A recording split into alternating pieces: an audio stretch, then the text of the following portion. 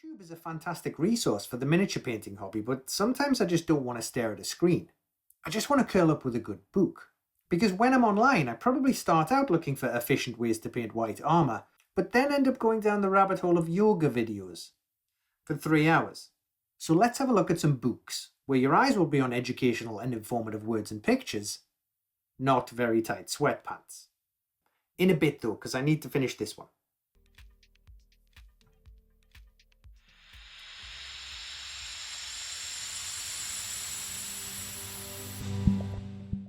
Welcome to the State of Play. I know there's been a load of MDF and laser terrain videos recently, and I promised I wouldn't do that. I guess I lied. A little bit. I got a bit excited about what I could cut and make. Let's balance that with a bit of a change of pace. Reading. I don't think there's anywhere near enough people in this hobby that still see books as a valid way of learning things. When I first started in this hobby, there was no YouTube. In fact, there wasn't even any internet. Actually, the fastest computer available was a Casio watch with a calculator on it that used to get confiscated during maths tests. So I spent my formative years in this hobby learning everything from books and White Dwarf. For those viewers under the age of 30, a book is a physical object made from trees that are covered in words and pictures. Prices vary wildly, but each one has a wealth of information that can often get lost in a YouTube video. So I thought today we could look at a bunch of books that I've collected over many years where I've learned a few things that you might not get from YouTube. Like literacy. But you can help me out by liking, commenting and sharing the damn video, so it doesn't die in 48 hours like the cinema release of The Marvels. First up is this set, Minipedia from Scale 75. This is by far the most expensive one of the lot at over 120 quid, but let's be honest, we've all probably dropped more money on Games Workshop mega boxes that have sat unopened on a shelf. I've got unpainted models older than my kids, even when adding their ages together. This set is 10 mini books broken down into categories from paintbrush and airbrush through to terrain and even plinths for competitions. They cover literally everything. Colour and brushes, paint types, skin, leather, fabric, metals, and there's even an entire book on non-metallic metal, if you can be bothered with that. I skipped that book because metallic paints. Now a lot of these books will always reference the paint and products from that specific brand. That's to be expected from any mini painting resource. But it's super easy to replace the colours in here or the brushes in here with the stuff you have. I mean, I only own 5 Scale 75 colours and not one of their brushes. But once you peel back the layers of product placement, the information is relevant to any brand. Obviously I can't turn every page of every book as this video would still be going next year, so I'm going to flip as I talk. Many of these books get the point across very quickly, so I don't have to watch a 20-minute long video about cleaning brushes when I can read 2 pages of a book with pictures, like in book 1, or a load of info about airbrushes and compressors in book 2, with a bunch of templates at the back for exercises to help you out. It covers highlighting, shadows, and even how to spray textures. Book 3 teaches you how to paint skin, face, eyes and hair, what colours you might need, where's the best place for your highlights, and different hues and tones that you might want to consider depending on the mood of your model. Book 4 is all about fabrics, and I admit to getting a lot out of this, especially when attempting to make the material not look like it was just yet another smooth plastic looking cloak. Book 5 covers leather, and considering pretty much every model from Space Marines to Fantasy Orcs have some dangling detail made from leather, just seeing what colours they use here is an eye-opener, because I can guarantee that after a few years you'll get bored using Rhinox hide to base every single belt and pouch. Books 6 and 7 go into detail on metallics, both true metallic metal and non-metallic metal. Whichever way your cookie cutter shines, this covers both. Just adding a bit of purple, red or blue tones to your golds and silvers make a huge difference to colour perception. And if you are interested in non-metallic metal, Book 7 is wholly dedicated to all the different metals you might want to paint, including chrome and less common colours you might want to use. If you want to use more specialised effects such as object source lighting, war paint, tattoos and freehand, then Book 8 covers all this. It's even got sections on glass and gemstones as well as scar tissue. This book also weirdly covers wood, which didn't seem to make sense until I realised it's teaching you how to paint a flat, untextured object to look like it has wood grain, which means painting flat MDF as wood now becomes a lot easier. The last two books are kind of specific to display bases and model plinths. I didn't find much use for the plinth side of things, as I've got no intention of entering competitions, but it does give you a better insight into where to set your miniature, which helps with planning wargaming bases. But the scenery book, 9, has some solid information about painting things on bases, so we're not all painting rocks black and dry brushing grey. Because hardly any rock actually looks like that. Not even coal. Overall, if you're just starting out, this is a great resource that covers more than everything you might ever want to do on a model. And I think even seasoned painters will get some bonus info here, but perhaps not enough to justify the price tag. But if you're a good heavy metal style painter and want to maybe step it up a bit, then it's worth a look.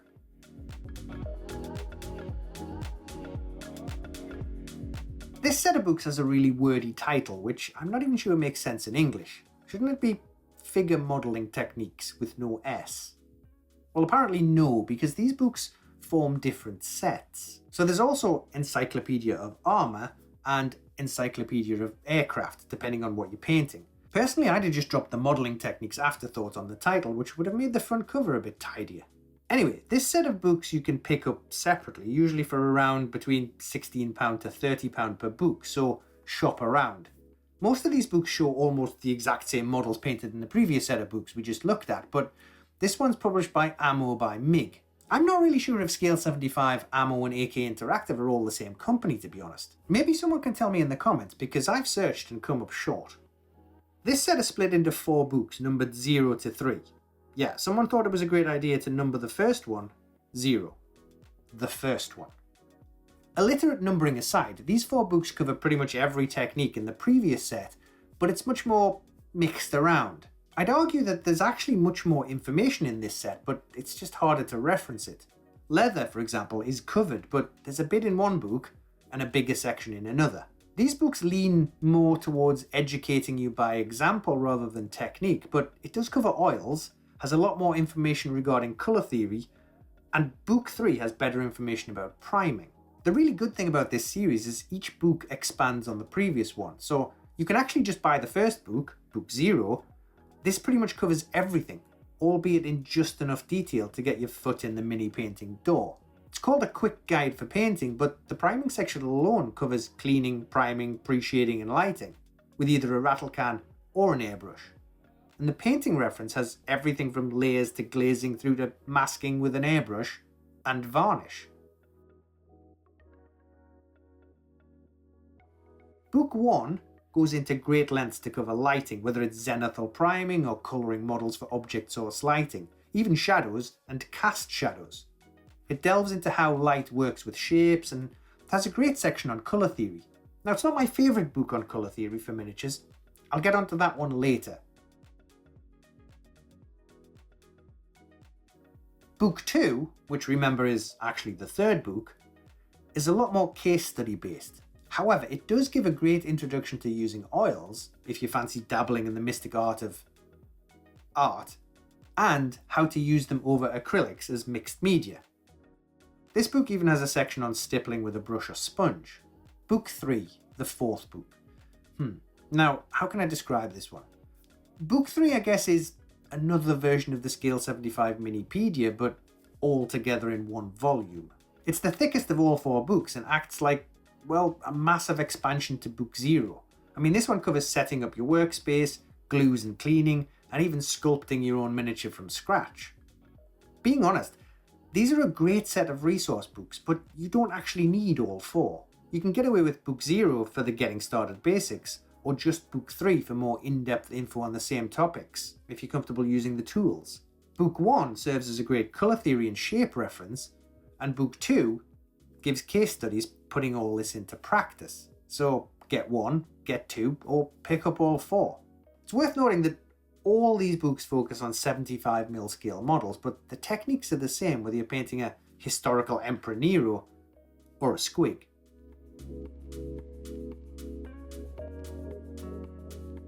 The last set of painting books I wanted to show you are from the AK Interactive Learning series. These usually sell for around £10 per book. These are much more focused on specific things you might want to do, like skin or starships. Probably a bit more geared towards people who've already got the basics down to a T.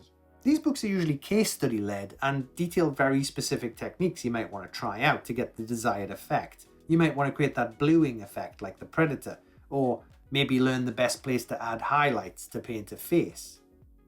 Even learning how to paint a dirty vehicle in a range of different tones. The AK Learning series can also be very specific to individual products, so you can grab books based on tools you might have picked up. I got this one when I got my weathering pencils as a gift. And as I said in a previous video, these pencils sat on my shelf for months until I grabbed this book. This book has everything in it to help you if you did pick up some weathering pencils, whether they're AK's version or everyday watercolour ones. They're pretty much the same thing. I did watch a couple of YouTube videos with people trying these out and kinda wanted to scream at the screen. They have to be sharp. If you don't own a pencil sharpener, buy one. Otherwise it's like trying to paint eyes with a dry brush. When these things are pin sharp, you can get some amazing effects, and this book shows you all the ways they can work. The Learning series has a ton of books covering different topics, so you can pick and choose which info or techniques help you get where you're going on your specific models. This is the second most expensive book on the list at around £70 from AK Interactive. I know it's called Dioramas, but I use this book to seriously level up my basing. The stuff in this book is so utterly realistic looking that even if you used only 10% of it, your bases would still look like a photograph. I mean, just look at this stuff. This has become my Bible on terrain and bases. It kinda has to be seen to be believed. This book is so comprehensive I couldn't find anything it didn't cover. And to be honest, if buying this book helps even one person to stop sticking 3 tufts on a base in a perfectly balanced triangle, I'll be happy. It's broken down into concepts and theory, composition, techniques you can use on your bases or terrain pieces, and then delves into each and every category of terrain you might want to add. Natural terrain like sand, mud, stones and rocks. Artificial terrain like asphalt, cobblestones, cement and rubble. Special effects such as craters, sinkholes and puddles. There's even an entire chapter dedicated to making your own vegetation, from trees to shrubs to mushrooms. I mean, there's a palm tree made from wrapping masking tape around a stick. Wood, doors, windows, signs, tarps and barrels. Seriously, as I said before, if you're still painting rocks black, grey and dry brushing with white after this, I want to know why.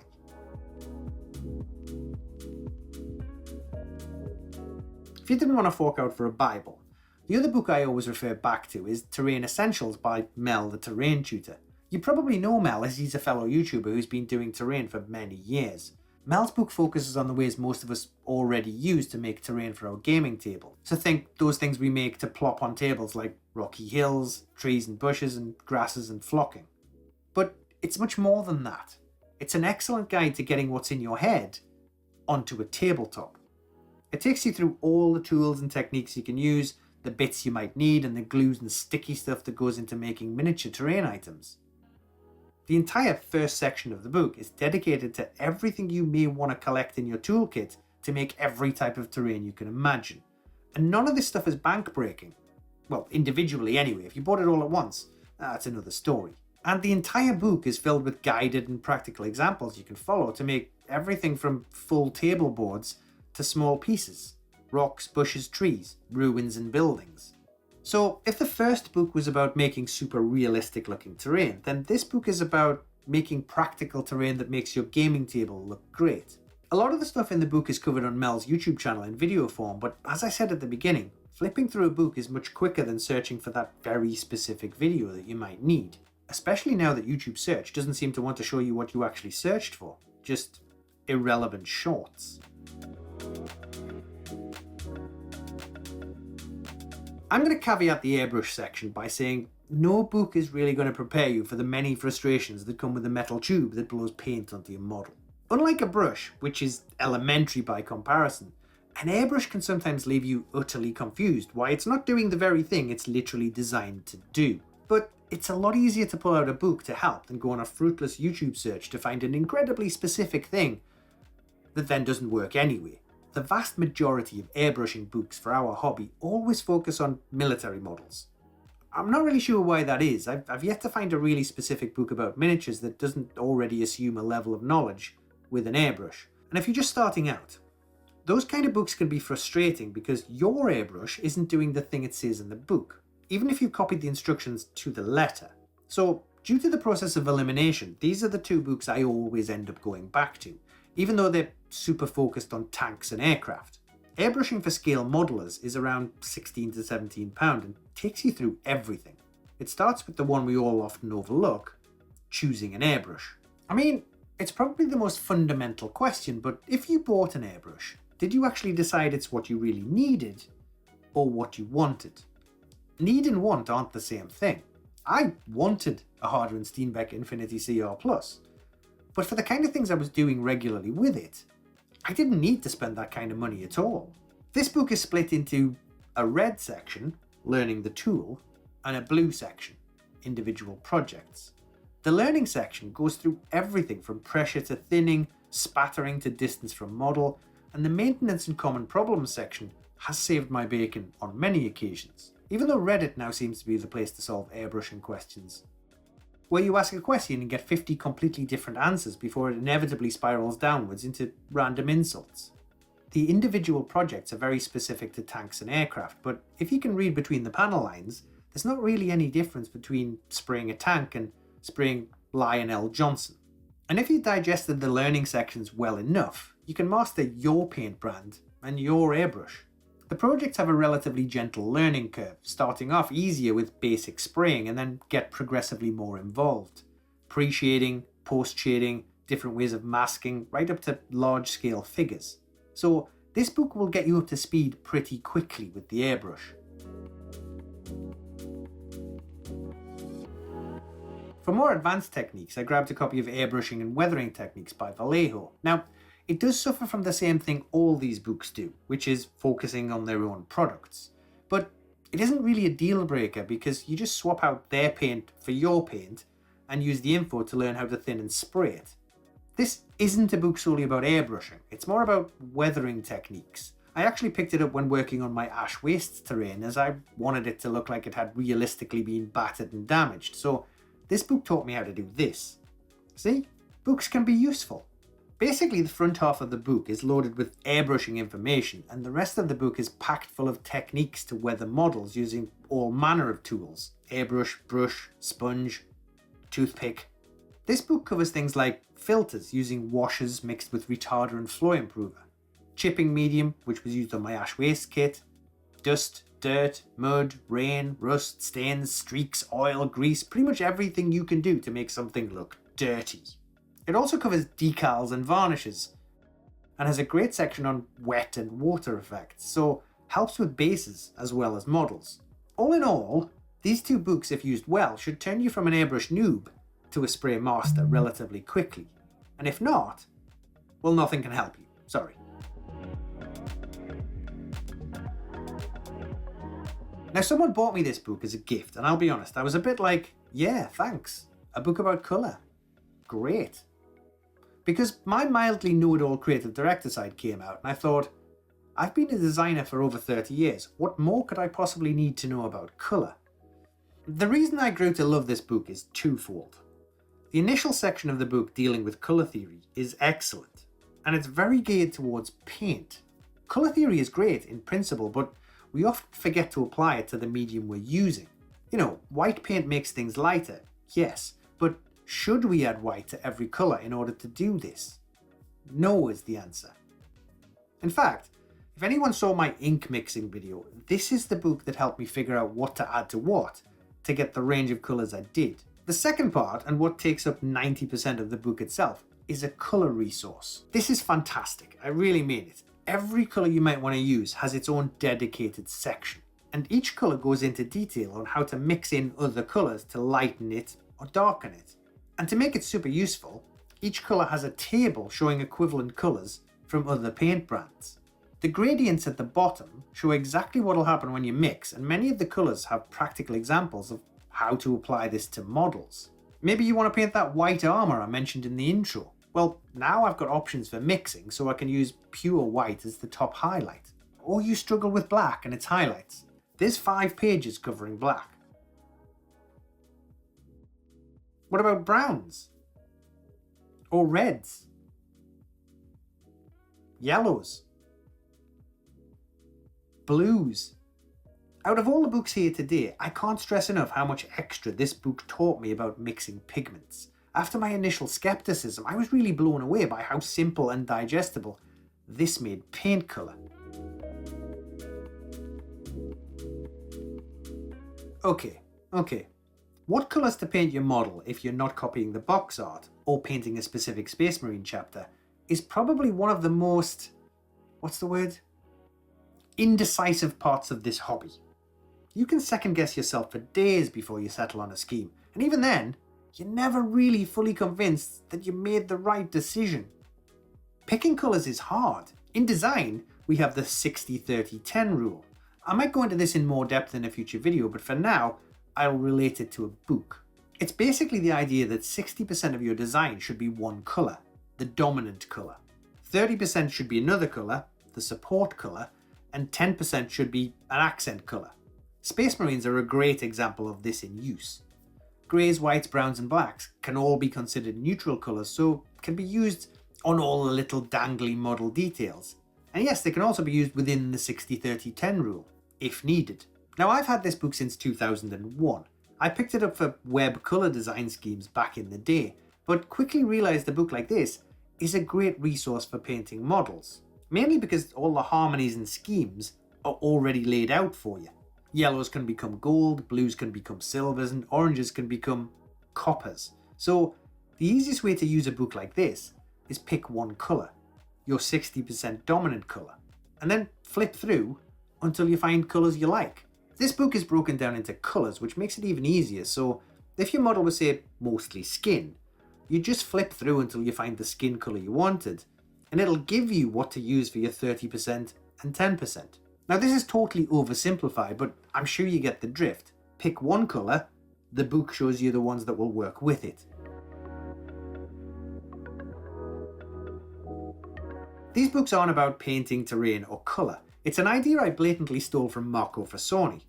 Some of these books I've had for years, some are much newer, because I'm a 50-year-old nerd. But until Marco mentioned them as painting colour reference books, I used them as just dust-gathering collector's items. But he was absolutely right. The artworks in these books take the pain out of picking colour schemes. Because you can just flip through, find an image you like, and copy the colours. What makes doing this even more invaluable is it forces you to rethink your priming colours.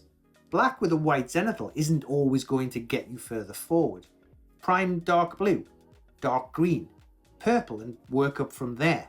Something many of us don't do is think of priming as an actual colour layer, but picking the right undertones can completely change the mood of your model. Flipping through books like these is a great inspiration for you to literally just go, I want my model to look like this, and then just copy it wholesale. And each and every colour is there for you to pick, spray, zenithal, highlight and shade.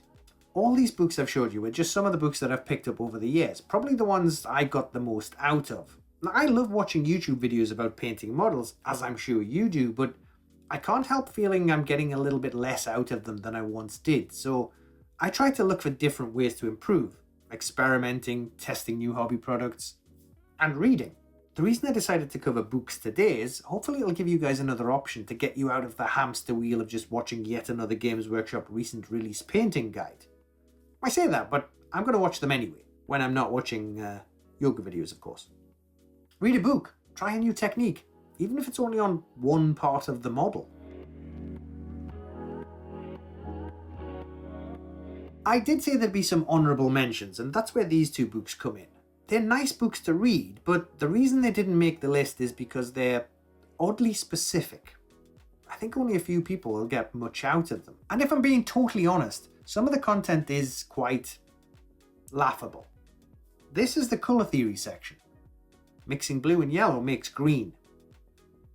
As theory goes, my 3-year-old knows this. It's a set of books that kind of expect you to know everything first. On this page it says, to provide the knife with a rusty effect, I applied some glazes. But nowhere in the book tells you what a glaze is. That's in book 1, in one paragraph, here. It feels a little bit like buying a copy of The Lord of the Rings and it's only got one page in it. And it says, a short dude with big feet called Frodo threw a ring into a volcano. The end. obvious flaws aside, and dismissing the fact that these books should have been called I Paint Much Better Than You, Haha, Volumes 1 and 2, there are some great examples you can follow if you're painting very specific things, like grey skin or hot chicks on motorbikes. If you're a fan of Angel Heralda's work, then yes, they're a good insight into his way of thinking and a solid look at his techniques. And I am, which is why I bought it. But if not, yoga videos.